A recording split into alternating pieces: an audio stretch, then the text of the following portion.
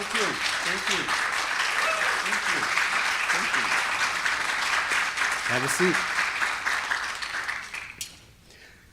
Good afternoon and welcome. Thank you for coming here to the Riviera Theater in Charleston, South Carolina, and for those of you visiting us online. And welcome to the last but the best of the jazz talks that we do at Spoleto Festival.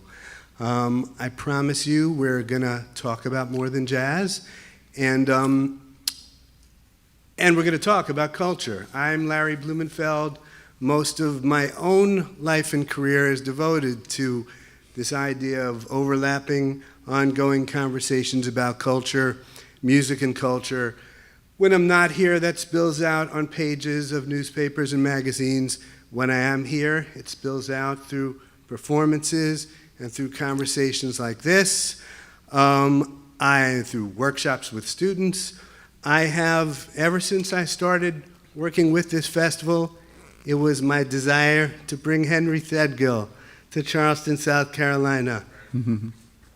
And on Tuesday night, down the street at the Sotilli Theater, you can hear Henry Threadgill and his ensemble Zuid. And will that be the first time you play in Charleston? Mm-hmm. Yeah, I've been in North Carolina, but never here.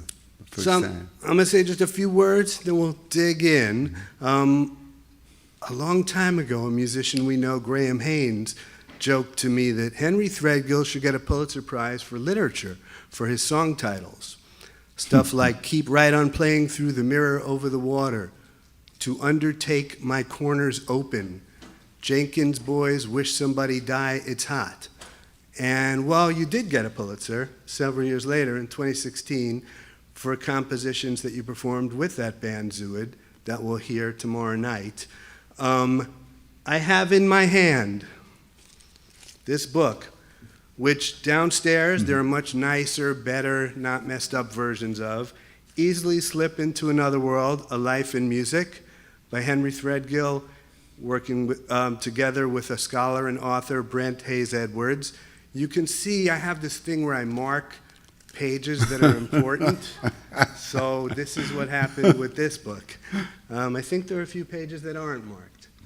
I have in my hand now The Other One, a new recording named The Other One that was recorded live in Brooklyn last year, with Henry conducting his compositions as played by a different ensemble, and some writer, might have been me, said this is chamber music for a liberated century. So this book is a story of a composer learning to be a composer, searching for a sound that's always changing, but is always true to a tradition. It tells about the many worlds that Henry Threadgill slipped into and the many worlds he slips us into. I would say that, I'm not ashamed to say here in public, that for me, you have been the composer of my life and times. And that doesn't mean that you established a style, because I don't think anyone else's music sounds like it, but I think for me, you made apparent a range of possibilities that were possible in my life and times. So just one more time, help me welcome Henry Threadgill. Thank you. Thank you. Now, can we, early in the book, you talk about Peyton Robinson, your great-grandfather. And I know later in the book, you'd say, no tune I've ever written is about him, and yet he's in it. Say that again? You say no tune you've ever written is about your great-grandfather, and yet he's in it. Sometimes you're working on a composition, and you sense his presence. What can you tell us about him? This is my mother's grandfather, and also my mother's father. Both of them had a major influence on me. They were both rugged individualists. And my great-grandfather, different from my grandfather, he paid attention to social rules and societal rules. My great-grandfather had no regard for any kind of rules, period. It was very dangerous too. He was in the South, and he carried guns openly all over him, and pistol belts. He and his twin brothers and my great-grandmother. Matter of fact, they had to leave Alabama because they shot up and killed a bunch of people to try to take their land. That's where they went to Mississippi, where my grandmother was born. And my great-grandfather, he remained that kind of person. I never seen, my mother told me that he had never been sick. And he wore long underwear, socks that came up to here, and high-top shoes that came here, a three-piece wool suit, a shirt, a tie, a wool overcoat, and a big hat in all temperatures. All temperatures. Chicago gets to be up to 110 degrees, and a winter it can be 20, 25 below zero. That's the way he dressed all the time. And my mother said, she said, I think it had something to do with his body temperature staying, it never changed.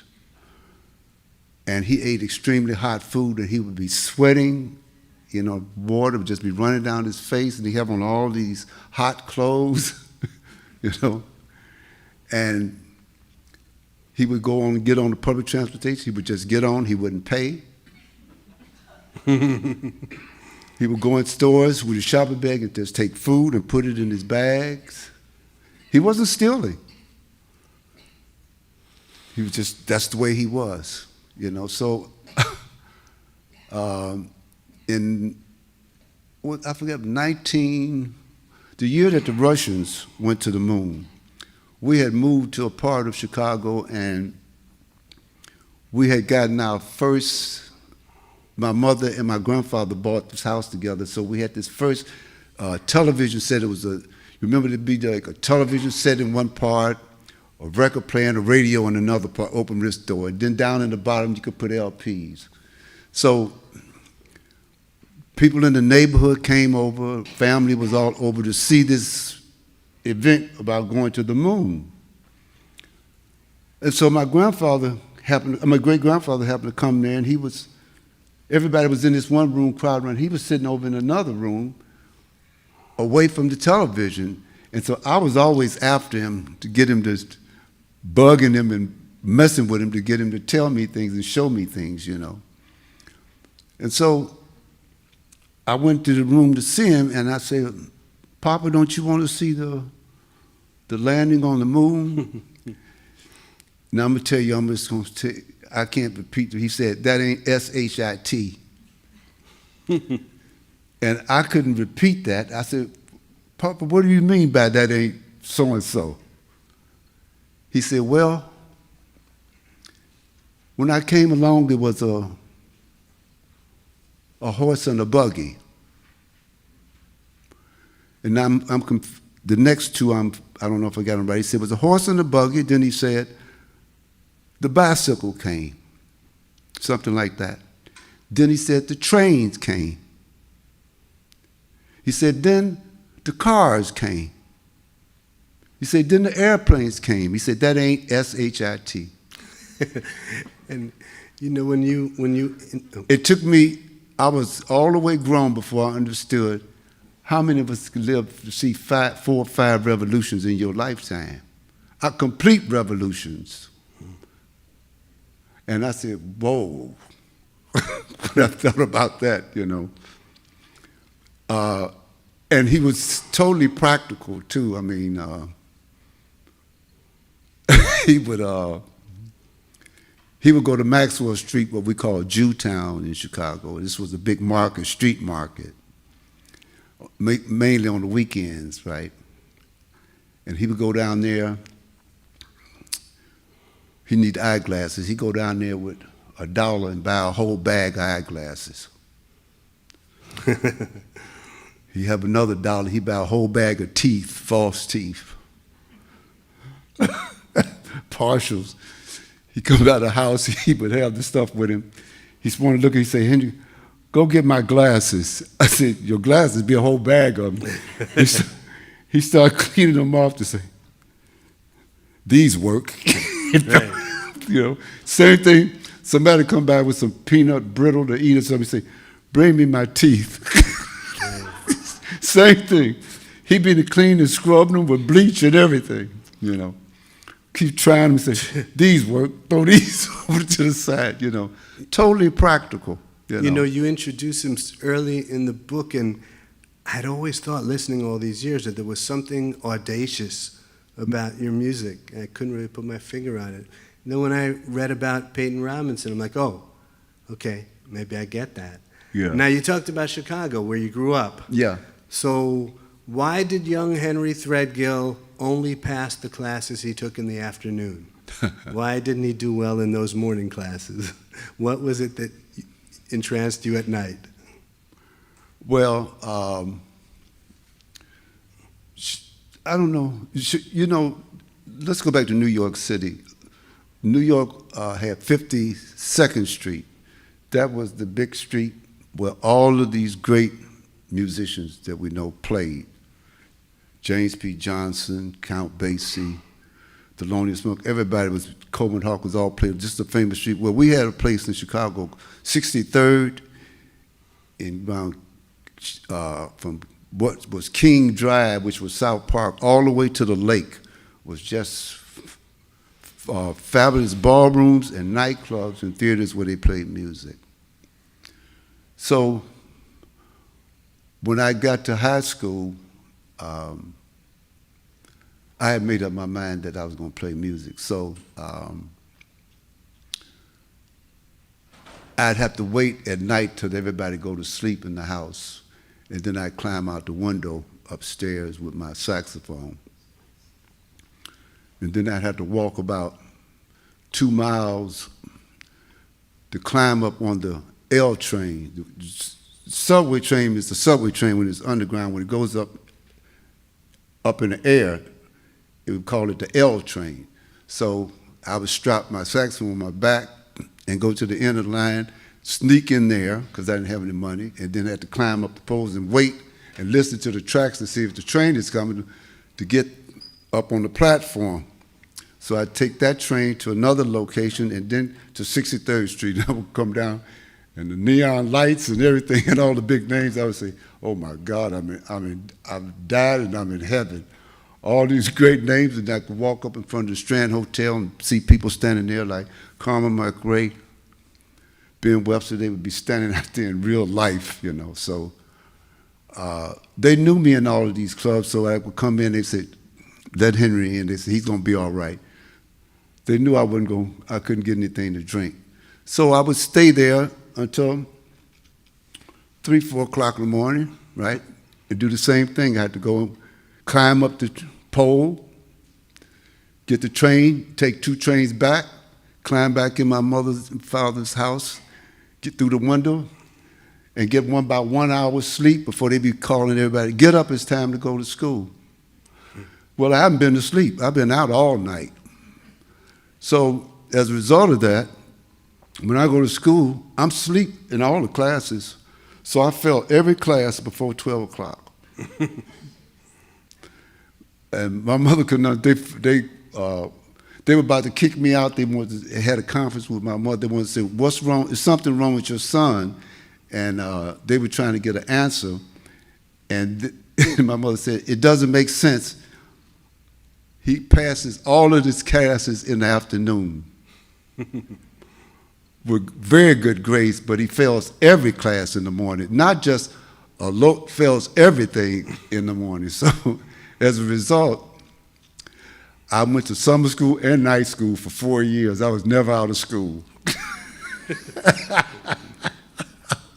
May that be a lesson to my 14-year-old listening in Brooklyn. And when you went with your saxophone case, yeah, stenciled on that case was a name. Yeah. Sonny Rollins. Sonny Rollins, that was one of my music heroes. Yeah, what was it about his bearing and his music that made him such a hero? You know, he just was such a daring virtuoso and player. And you know, I don't care what kind of music you go to play, you have to have some kind of beacons. You have to follow somebody. You have to look to somebody. You got to look to Horowitz. You got to look to somebody. That's to get you there. People kind of shine light on what you're doing, so you can say, "Oh yeah, this is how you go about this." And that's what Sonny Rollins represented for me. I said, I knew that. I mean, when you're young, you think you can do anything that you think you want to do, which is not true, but it's still good to have like somebody that's that large in life to be pursuing that image of that person, try to be like that person in terms of music, you know. So that was, I mean, he got me from one place to the next, and that's what happened with him with Charlie Parker.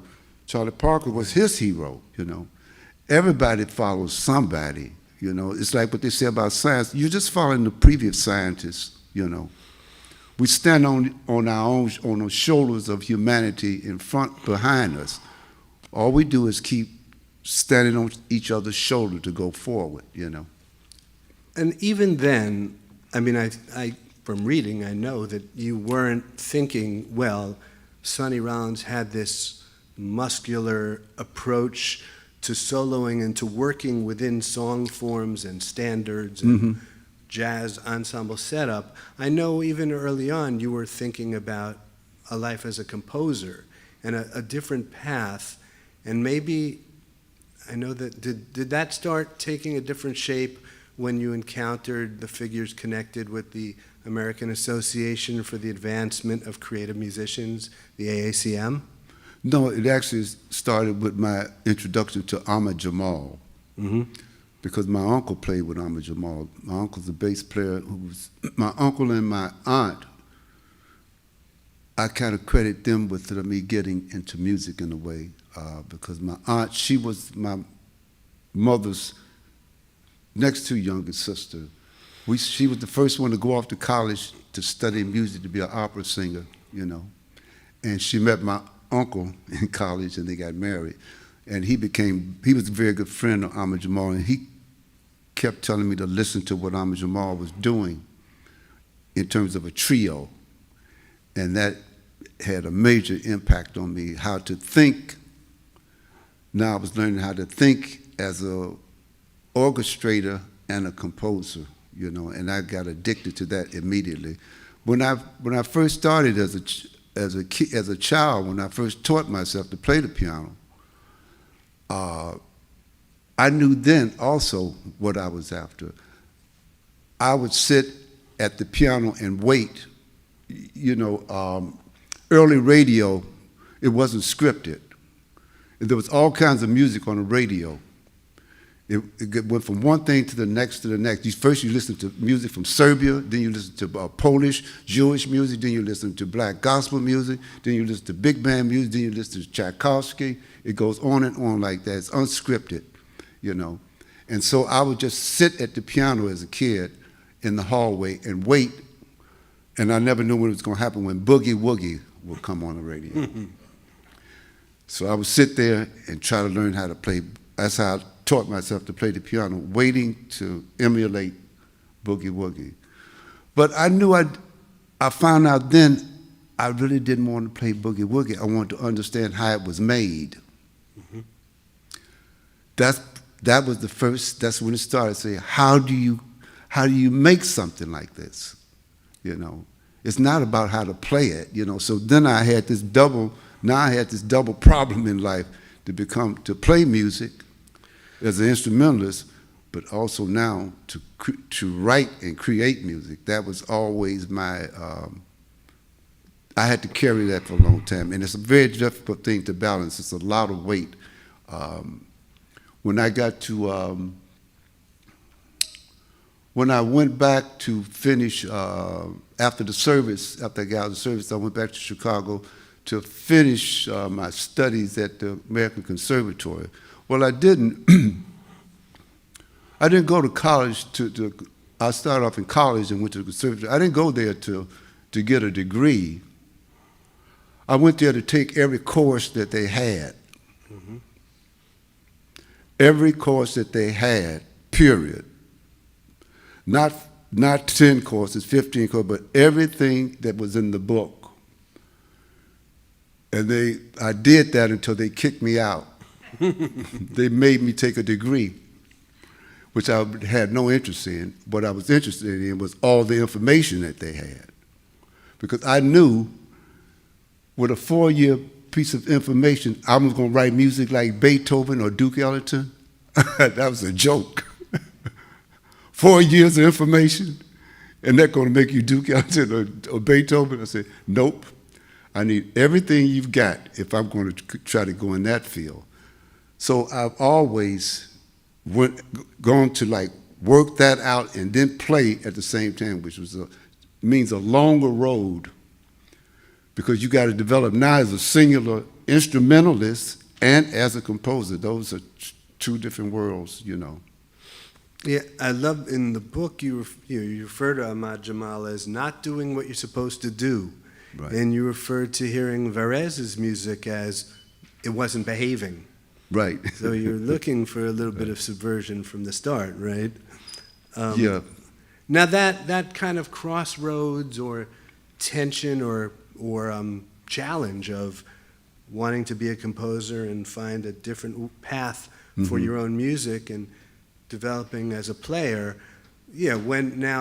was the AACM and that community and Roscoe Mitchell's and Muhal Richard Abrams' experimental band, was that community one answer to that? Yeah, that organization, which is the oldest organization in the United States, the AACM, which stands for the Association for the Advancement of Creative Musicians. The important word there is advancement of creative music. So this organization was the place which was founded in the 60s. This was the place I found my way right in there. That was the place where all these kind of renegade artists were, you know.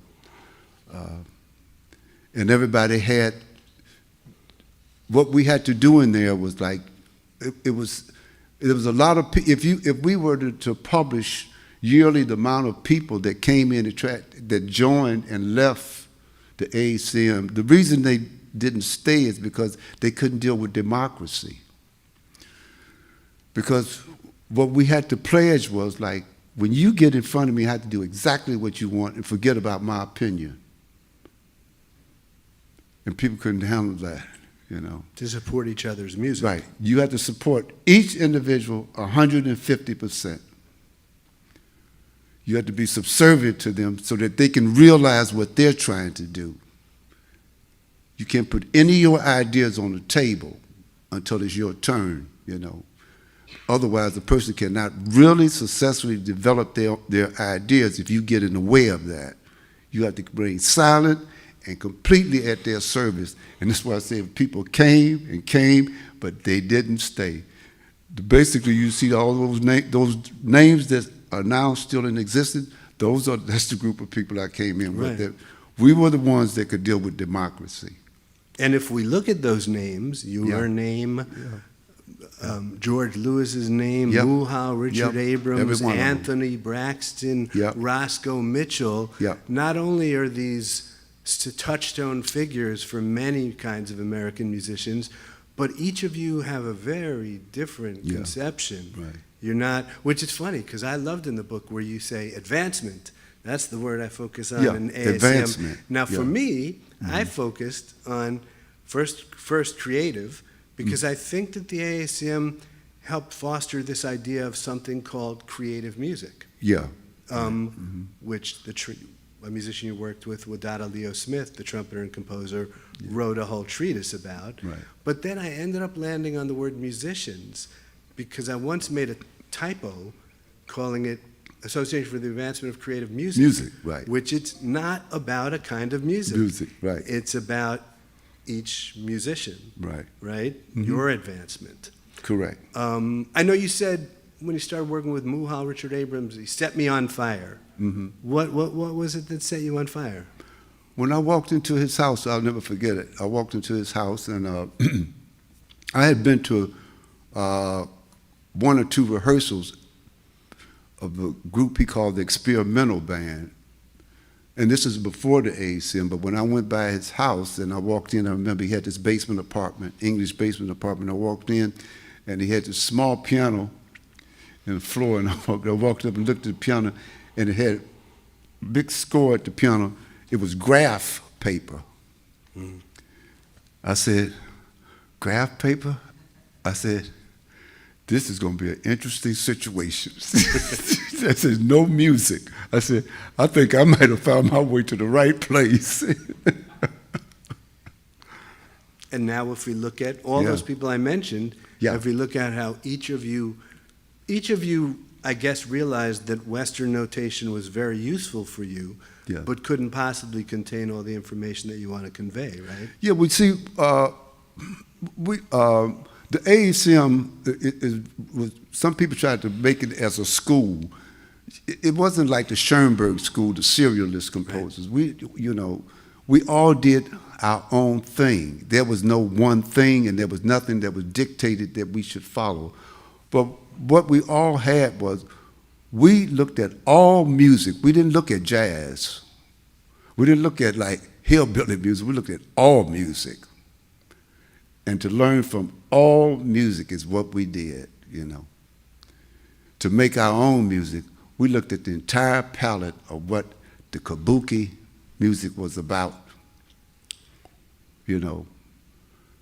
Just everything you could think of,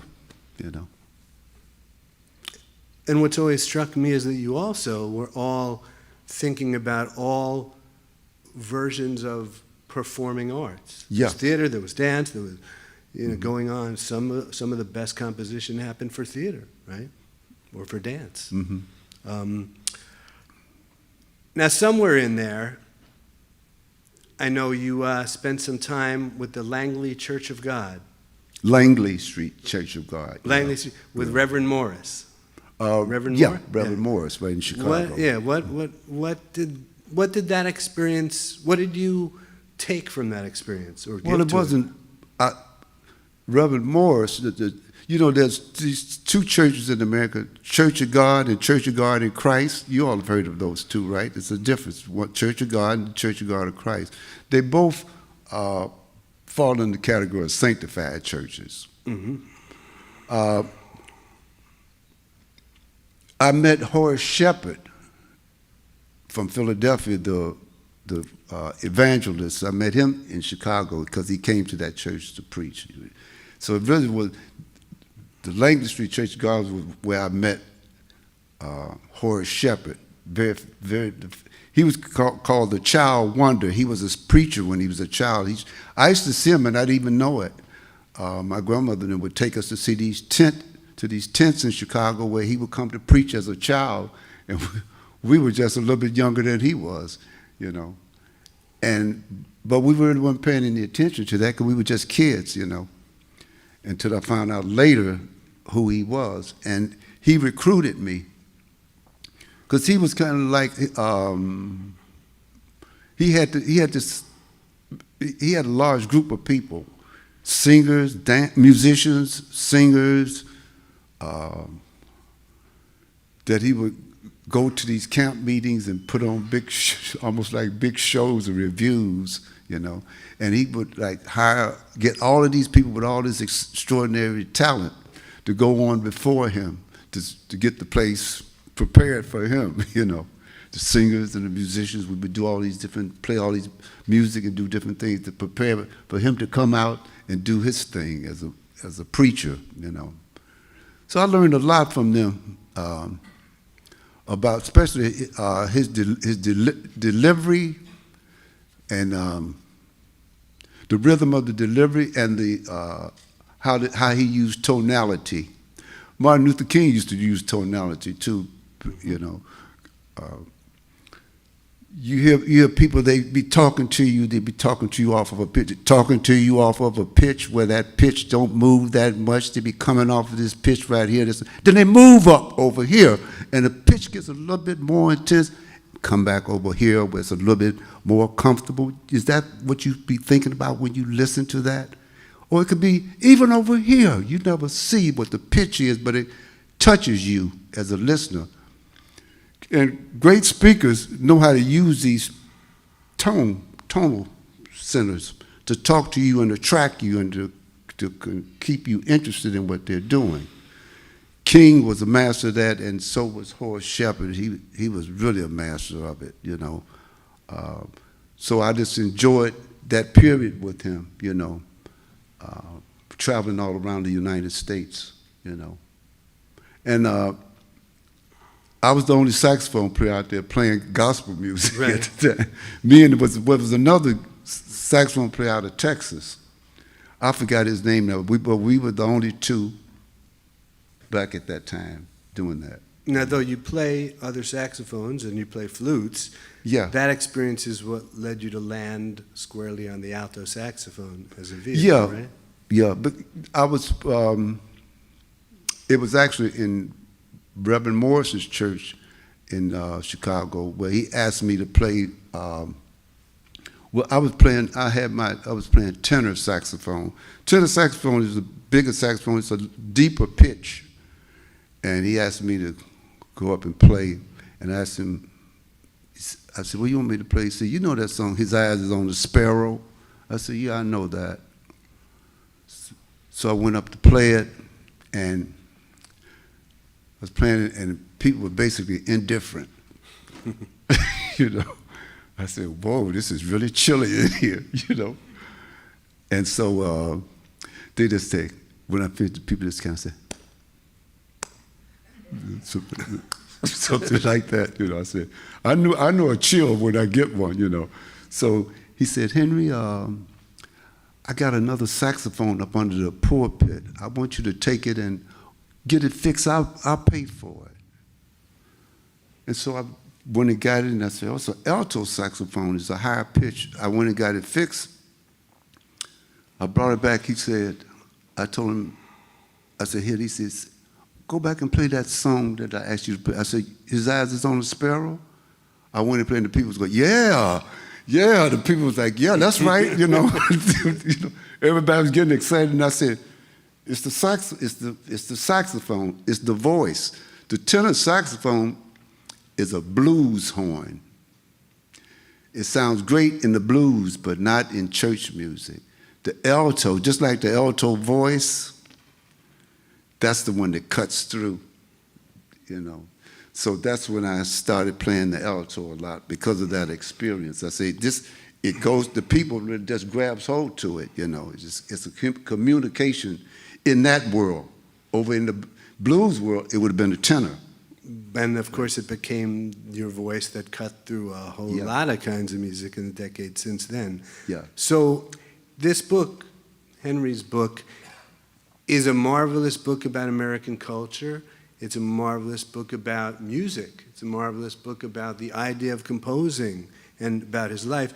It's also, I think, a remarkable addition to the literature about the Vietnam War. Yeah. And I know in 1966 you volunteered for the draft as a No, I musician. didn't. Oh, you didn't? No. What happened? No, I got drafted. Right. I got drafted. What happened was... Oh, I thought you headed it off. No, I knew the people at the draft board, because people here might be old enough, some people understand when we had the draft, when you became 18, you had to register with the draft board. If you weren't taking a full course of 16 to 18 hours in college, then you were subject to the draft.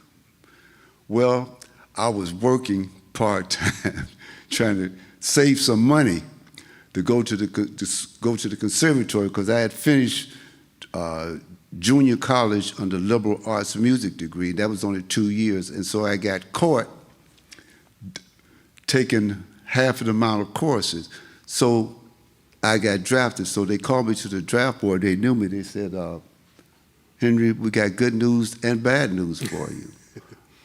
They said the bad news is you've been drafted. The good news is, the guy, and he said, you're a professional musician. I say, I guess so. He said, well, you can have a contract with the government to play music only.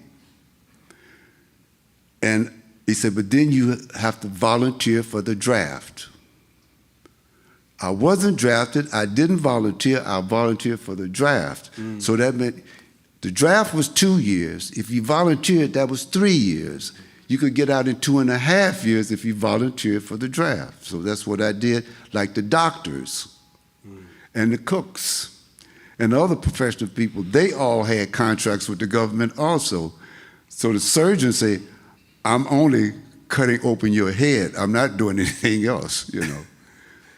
But the interesting thing about the government is you can never beat the government.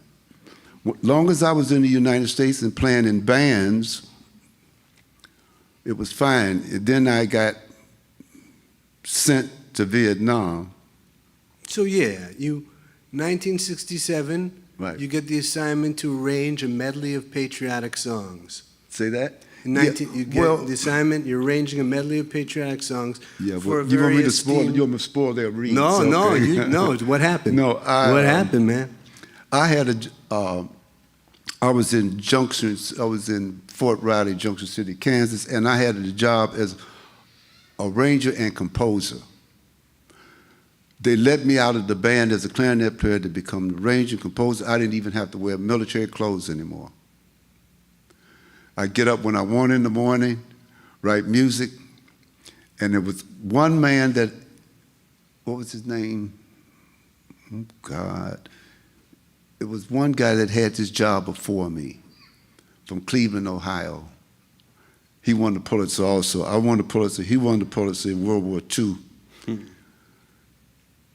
I wrote this arrangement, and it was a medley of songs like America the Beautiful, things like that. And I was doing a whole lot of what some people might have thought was wild experimentation, you know. But the band loved it.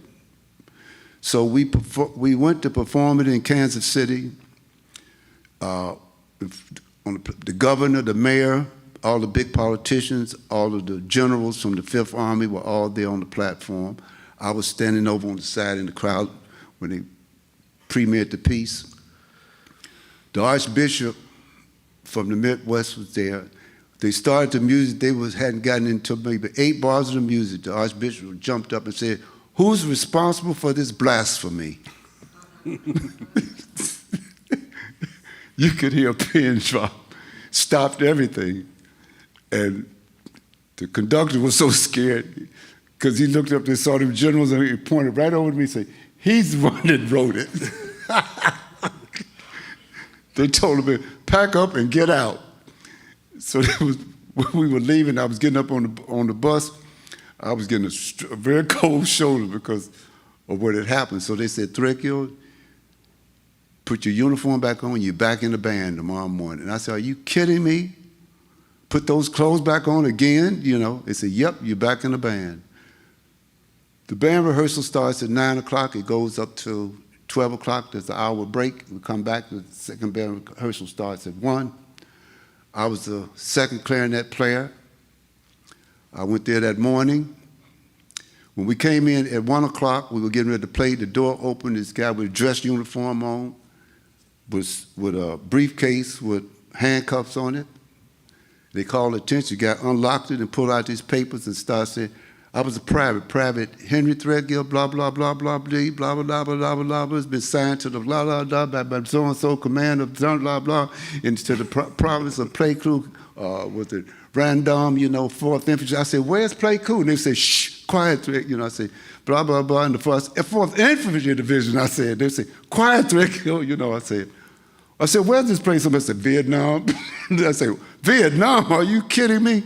In less than 24 hours, the Archbishop got so pissed that he got me sent to Vietnam because of some music. When I was going out the door, I said, "I'll sue. You don't have a sense of humor." But I mean, it may be the only story I've heard of where your voicings and chord choices could have threatened your life. Yeah. Because that put you in combat, right near combat situations. Yeah, but right? see what I was saying, you can't beat the government because, see, they sent me to the 4th Infantry Band. Right. 2 words there, right? Infantry Band. I'm still playing music in the what? Infantry. If you're in the infantry, you're in the infantry. Mm-hmm. If you're in artillery, you're in artillery. You say, well, I'm a secretary. When the general or the colonel say, put down your pencil, you in artillery. Put down your so-and-so, you in the infantry. So what they do, they give you a second occupation. You didn't sign any papers that says you couldn't have 2 occupations. Right. So, Right. that's why I say you can't beat the government. So all of a sudden now, I had to have a second occupation, which was maybe I was a shotgun. You know what that is, like in cowboy movies. Remember that? One of the guys driving the stagecoach, the other guy sitting next to him. That's the shotgun. Well, that's what I did in the convoys, in the trucks. Driver can't shoot and defend himself, so I'm sitting next to him to protect the driver, Now, in your book, Yeah. there are riveting passages about both the horrors of what you saw and experienced over there and the lasting effects of it. But you also talk about the war transforming your hearing, that you grew a new set of antenna. Can you describe and how that has affected your life as a composer? Not just your hearing, but your visual sight. I can't put a hood on. People wear hoods. I don't know how they do it. I don't know how you put on something and cut out this, I don't know how you can do that. And neither can any of my colleagues that survived and came back. We can't do that, And hearing is everything, You got to be paying attention to what's going on. Something could be sneaking up on you, anything like that. So your hearing becomes crystal clear, But the most important thing that most people never really understand, I don't think anybody ever really wrote a book to talk about what this is like.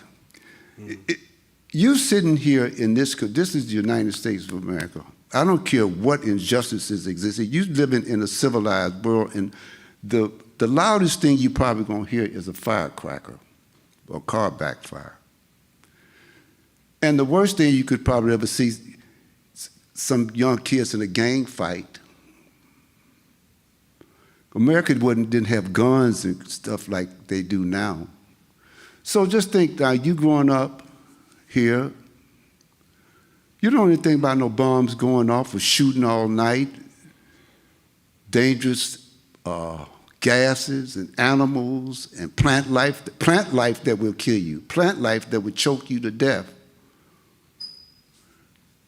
You walk out of that into a world where man has sank down to so low, it's below the level of dirt.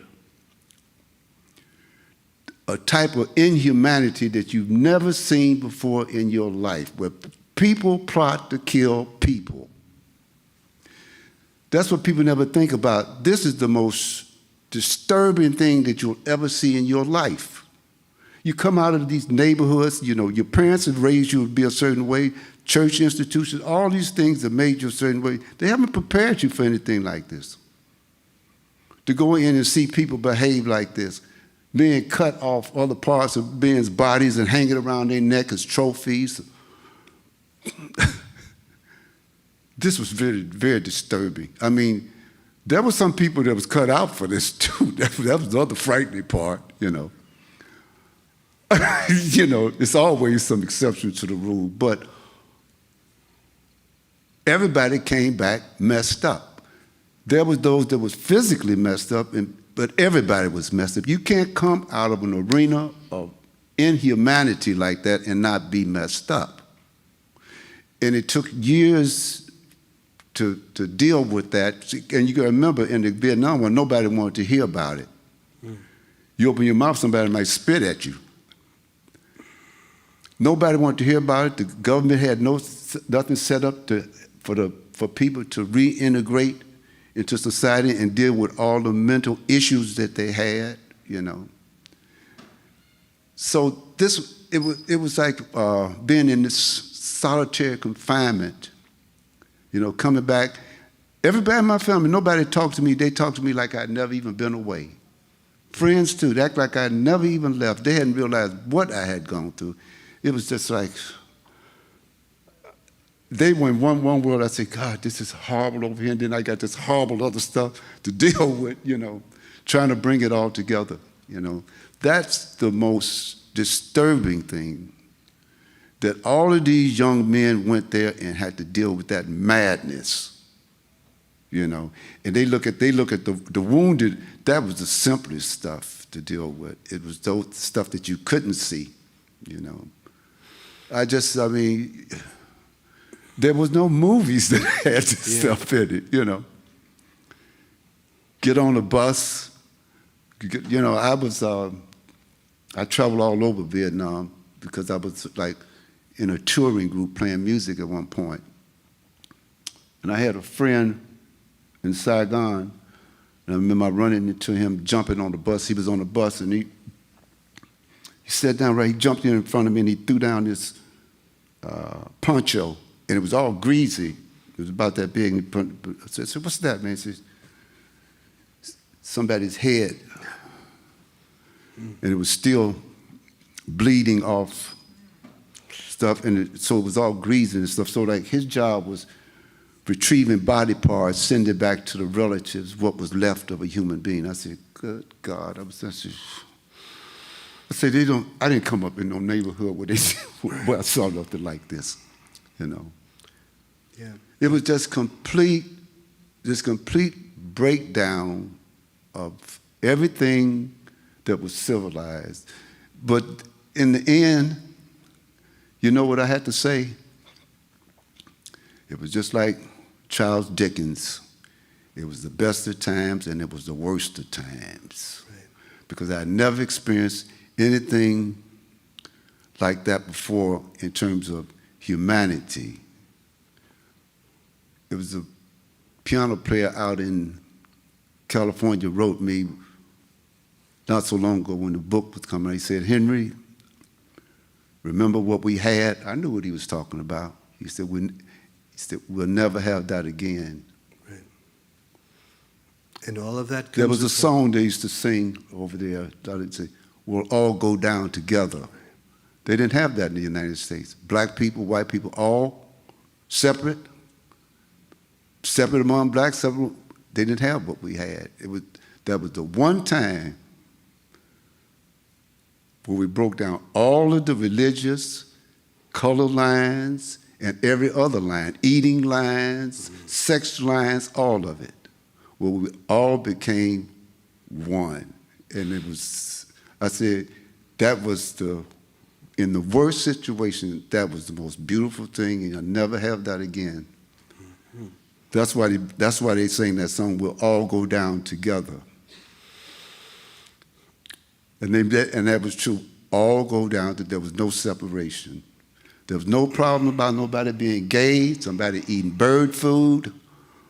Right. You know, I'm old enough to have watched representations of that war on TV at dinner. I've never heard or read the experience represented in the way that you do here. Now, when you returned, you started diving headlong into your ideas about where you wanted to go musically. So can we jump ahead? In New York, you put together Air. Yeah, put together Air before. In Chicago. Right, and then we moved to New York. And with Steve McCall and Fred Hopkins. Can you talk about, so that's, how did you approach that as a composer, that trio? Well, first I had another group before that, different instrumentation I was experimenting with to find the right instruments, the right personalities, and ensemble. It's not just the instruments. You got to get personalities together. You can't have something that's going to work with people clashing personality-wise.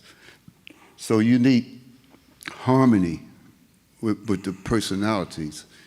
So I had tried a couple of things, and I was working with a couple of dance companies and theater companies that were doing experimental theater in the north side of Chicago, where they did a lot of experimental theater and dance and music. And a director up there asked me to write the music for this play it was first called Hotel Diplomat, and they had to change the name to 99 Rooms. And he came with he said, I want you to take the music of Scott Joplin, the ragtime music Scott Joplin, and write it for your trio and write your own music to go along with it. That's how I formed that group. And it was the most interesting situation because the actors, it was a hotel up there. This hotel had some characters in it. They had some characters in this hotel where the actors went and moved into the hotel and met all these different characters and learned about their lives. It was a great country and western singer. It was this woman that had been an actress, and she had all of the programs and all her gloves and lingerie that she had worn in all these plays, It was all these way out characters, and they learned about each one of these people's lives, and that became the story. So and the name of the hotel was the Hotel Diplomat. Now, but the Hotel Diplomat is being run by the mob in Chicago, right? So when we got ready to open, the mob came and said, threatened the show to say, you got to change the name of that show, because they didn't want no lights being shined on them, see, because they had gambling operations going downstairs. The pharmacy was doing questionable business.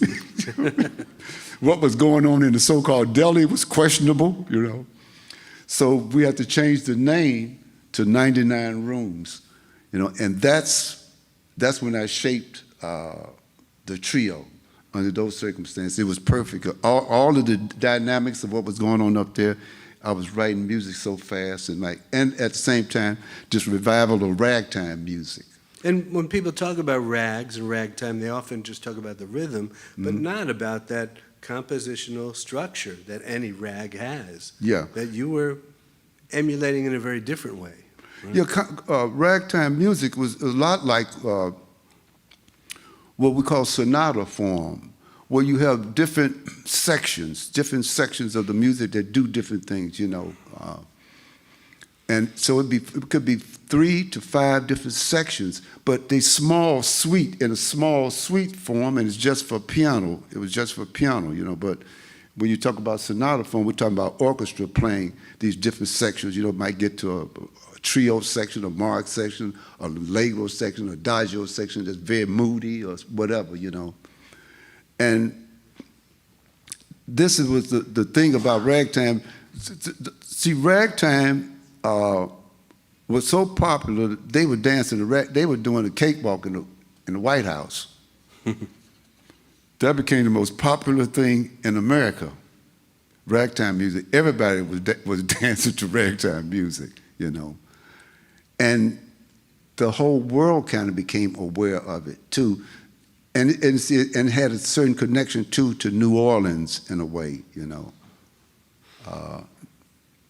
New Orleans is a very interesting place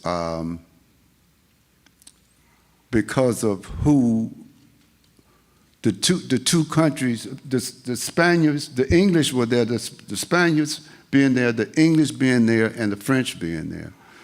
The big thing is the connection between the French and the Spanish, which is Catholicism. New Orleans was the only place in America where just about everything was allowed. And it was the only place in America where you could play drums. Yeah, where drums were not taken away.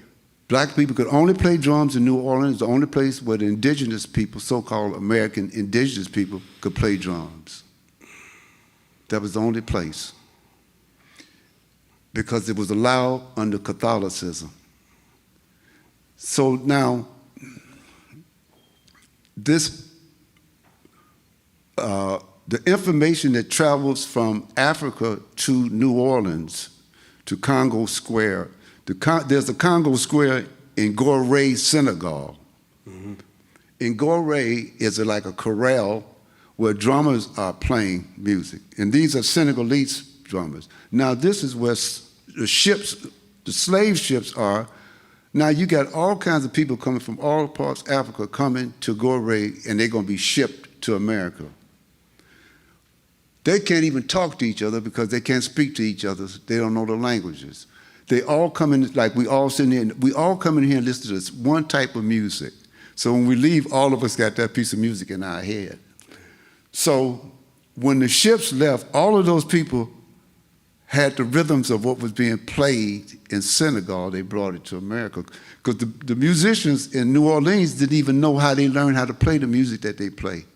They don't know where it came from. It came from Senegal. They brought it there. The ships brought that music, the rhythm there. And those musicians there are playing the same music in Senegal that they're playing in New Orleans. And people in New Orleans didn't know that, you know. So this place is the transmission of a lot of the culture from Africa, the same as Haiti is, you know.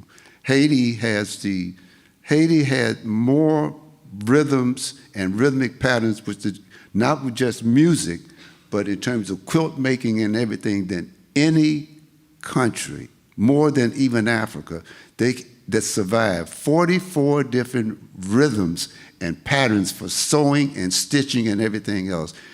The Haitians taught the Cubans, and the Cubans only had about 17 patterns from Africa. And the Haitians had 40-something. That's why they have an institute in Cuba built for the Haitians, because the Haitians taught them everything. But all of this stuff made its way into New Orleans, you know. So this mixture of the Spaniards, the English, and the French, and the indigenous people in this country all mixes up in New Orleans. New Orleans is a very fascinating place because of that, you know. This mixture of this melting pot, you know. And that mixture has continued to bubble up in different ways throughout the entire hemisphere. Now, I want to, you know, but you know, in terms of jazz, let me just make something clear about jazz. You know, you hear about Louis Armstrong and different people coming out of these different homes for young people and stuff, and the music coming from New Orleans. Well, it's kind of been misrepresented. There were three strains of American music in terms of jazz. New Orleans was one. The second was Kansas City, and the third is from out here, out on the East Coast. Washington, D.C., New York, etc. That was the third group. So these are three different classes and three different musical philosophies and heads also, but it's always been promoted that New Orleans is the basis of everything. It's not true. No. Not true at all. I'm from Chicago. The music we play in Chicago comes from Kansas City.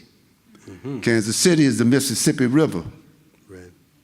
Everything that comes up that Mississippi, all the way up to Detroit, and it's all coming out of what? The Delta and the blues. And it's all part of the migration from the South to Detroit in terms of jobs and things like that, the great migration in this country. But you got to remember the thing about Chicago. Why does all this stuff end up in Chicago? Because Chicago is the center of this country. Right. America is being fed from where? Chicago. The stockyards in Chicago. All the food is in Chicago. And there were jobs in Chicago. If you want to go anywhere in America, you had to go to Chicago. Right. You couldn't go from, you want to leave Gary, Indiana, and you want to go to St. Louis, you got to go to Chicago. You want to go from St. Louis to California, you got to go to Chicago. You can't go from Washington, D.C. to Minneapolis, you got to go to Chicago. Everything goes to Chicago. That's because the stock markets the stockyards are there, and all those train lines are going to Miami, all these different places. People come there and they get off and stay for a while because you got long wait between trains. People end up staying there, you know. But the culture that came up the Mississippi River to Chicago is unique. This particular part of the South that came to Chicago, you know how they used to describe Chicago as far up north as you can get down south? Right. Yes. Right. Yep.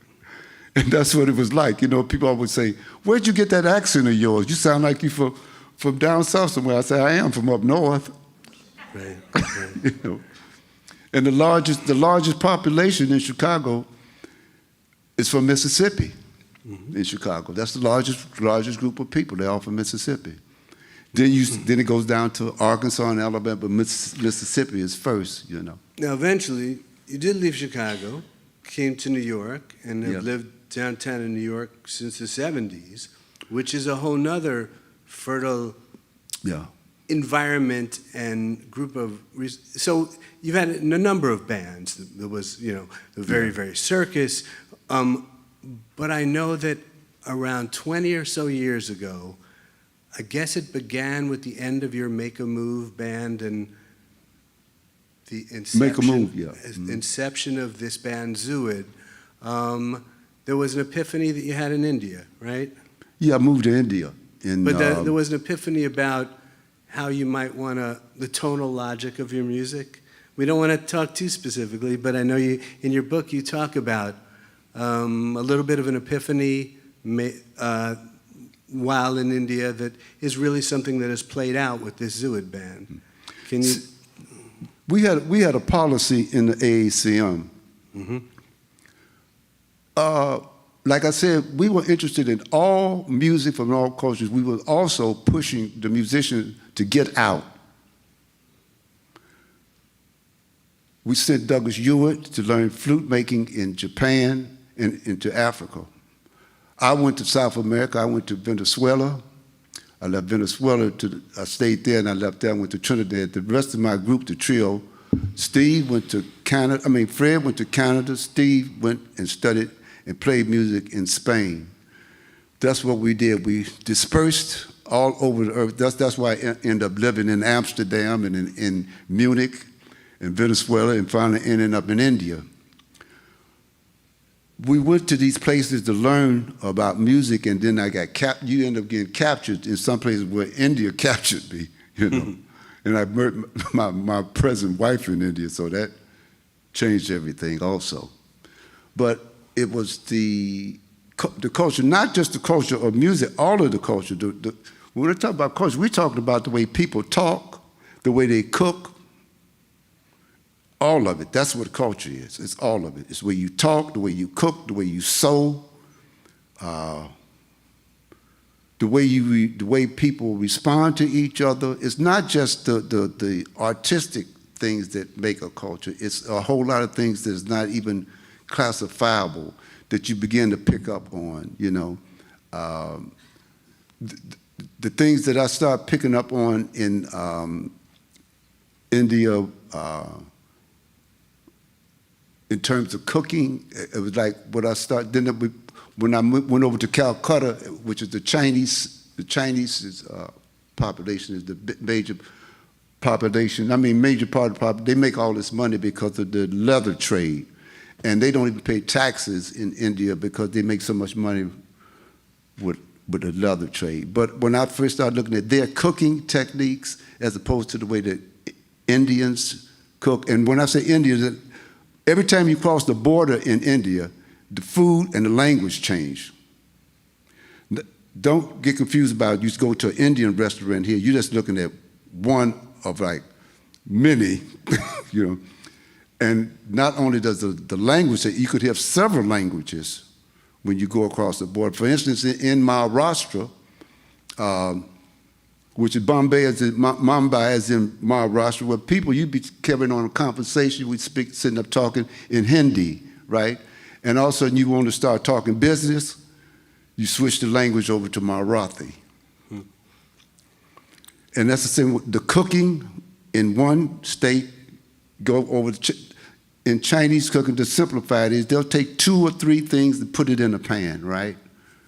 You take, let's say you take some garlic, you take some onion and some ginger. Add another ingredient in. You create a base, and then you start throwing things into that base and subtracting things out of the base. You could change things in the base, add things on top of the base, and right. Indian cooking is a lot like that, the similarity between these two, you know. The Indians tend to lose a lot more spices. So I'm writing music, so I'm looking at all these things, so it's giving me ideas on how I can put music together, you know. And again, about sound, I became aware of sound in a different way. Where I live, because I still have my house and land in Goa,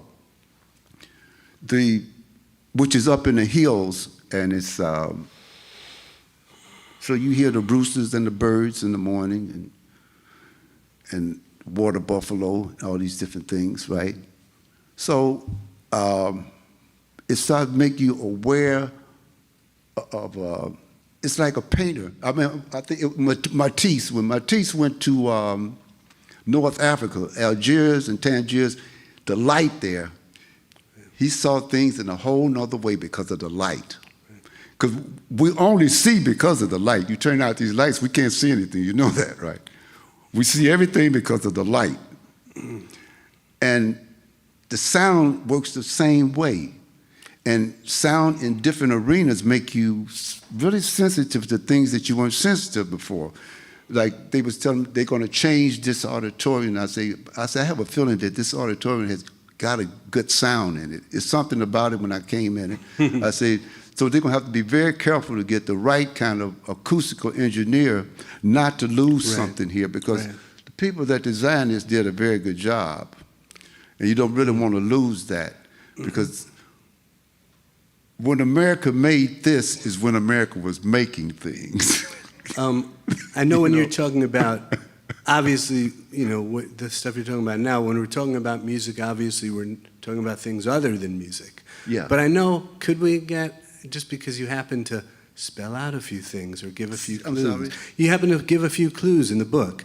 And about when you were in Goa and you had an idea about moving away from a diatonic harmony and toward chromaticism, or a system that what was that idea and how has it been playing out? Well, there was a composer, for those who don't know who he is, Edgar Varese. Edgar Varese was an French-American composer who was a complete innovator and totally original. It was almost like he fell out the sky. It seemed like he wasn't connected to anything in the past. I had been obsessed with trying to take one or two of his theories and make them work for me.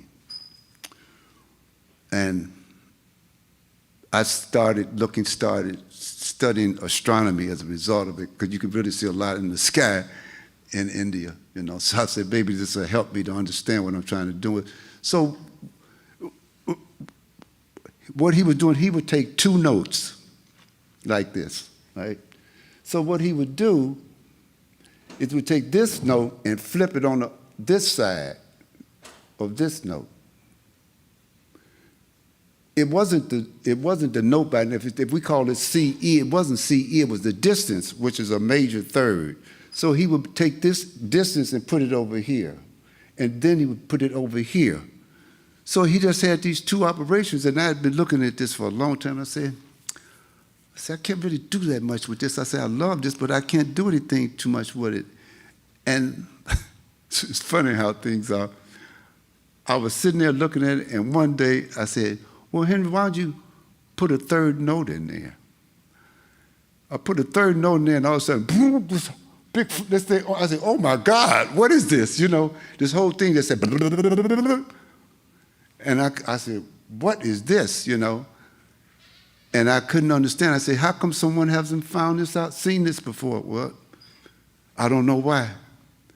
But there it was, I just put this one thing in here, and this whole thing just said, boom, boom, boom, boom, boom, you know, just open up, you know. And so that was this obsession with looking at just these two things. And so what it amounted to was like, I end up coming up with a system of music that, in a way, had to do with the fact that, like, this is my hand. If I move all these fingers around, nothing has changed. It's still on my hand. This is here and this is here. I don't care. Put the thumb over here, the little finger over here, still the same. All the physicality, nothing. The weight of this is the same. The weight of this is the same. The position is only moved. So once you start moving everything around, it becomes all of these other new possibilities because you change the configuration of, you haven't really changed your hand, you just changed the position of the parts of your hand. So I worked out a system of music that's equal to that kind of concept. Okay. And as I understand it, the players have intervals. I'm sorry? The players have intervals. Yeah. And those are their guiding forces. Yeah. You know, we sat together once in a different setting, and I was really moved because you said, we don't talk about it too much, but music and art is spiritual activity. It's spiritualism of the highest order. Well, yes. I don't like to, you know, there's all kinds, music and art serves all kinds of purposes. It's functional. You have music for people to get married by, people to play music for people to give a speech by, for a ball game, to bury people, for people to dance to. It's music for all kinds of occasions. And people forget that, you know. We really forget that a lot in this country, you know, that music is very specific. The music that I play, that I intentionally play, is for people's spiritual part of people. That's what the music I make is. It's for that part of you. That's what I was making clear, you know. For me, I feel like this is just one ongoing conversation we've been having for years and years. I know after this, Henry Threadgill will be downstairs signing books, if you like. We've gone a little bit long, but does anyone have a pressing question? Do you have a mic out there? Yeah, we have a way. Oh, good. Anyone have a pressing question for Henry Threadgill? Uh-huh. Thank you. Thanks so much. First off, thank you for being here, Henry. It's a pleasure. Thank you for your service. Thank you for all your music. You've been a huge inspiration to me as a painter, as an artist. And in the book, you talk a little bit about seeing a sort of geometry in Ornette Coleman's. In what? In a sort of geometry in the way that Ornette Coleman and some other composers worked. And Coltrane. Yeah. And it was you spoke of it as like a geometry. Almost you could see that in the music. Yeah.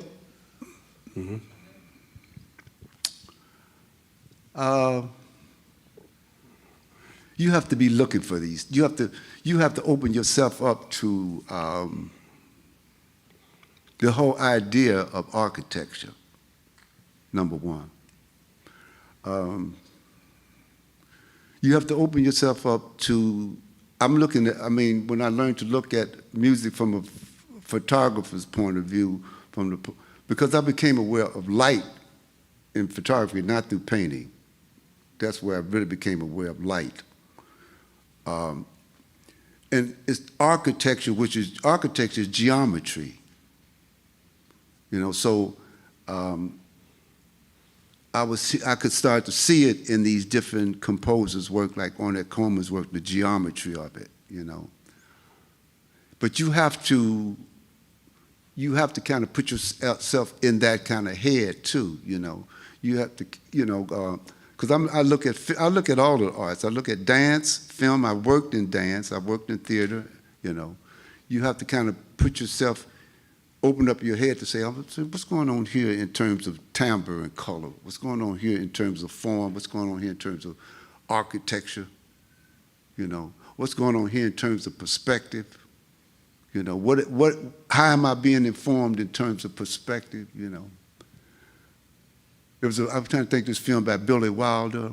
I don't know why I can't think of the name, but Billy you don't see films with long shots. We used to see films in the 50s and stuff. Long shots. This whole room. Just think, just turn around and look at this room. All the way in the back, it'd be a couple sitting at the table with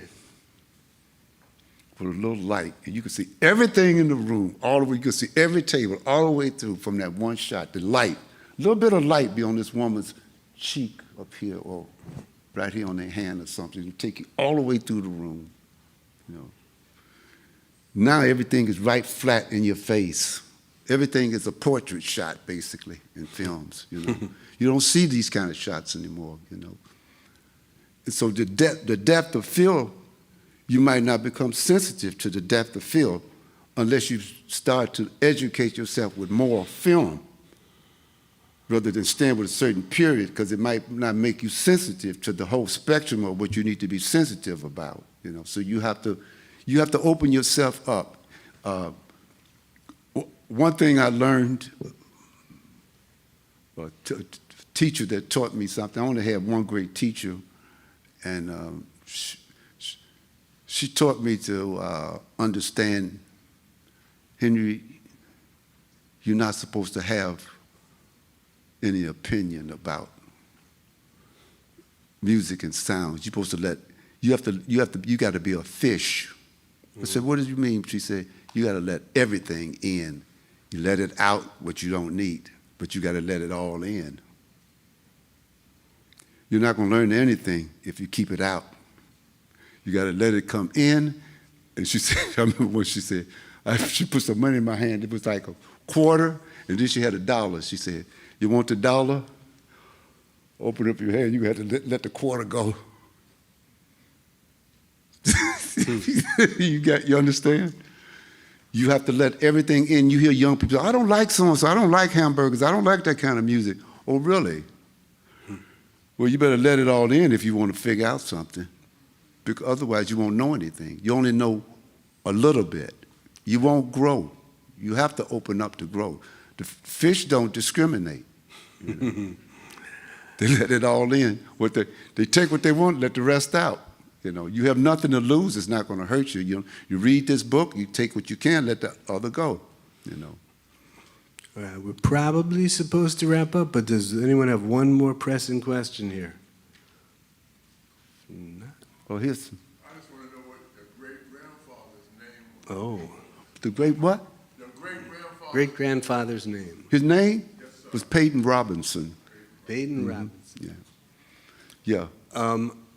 I want to remind you, downstairs, you can read Henry Threadgill's book in a much more leisurely fashion than I have here, and enjoy it that way. And just, Henry, thank you so much. Tomorrow night at the Sotilli Theater, you can hear Henry Threadgill, Zuid. It's always a pleasure. Now the conversation continues here in South Carolina. I don't know where it'll happen next time, but thank you so much for being so generous. And please, thank you for coming. Help me thank Henry Threadgill. Thank you. Thank you so much. Thank you. Thank you.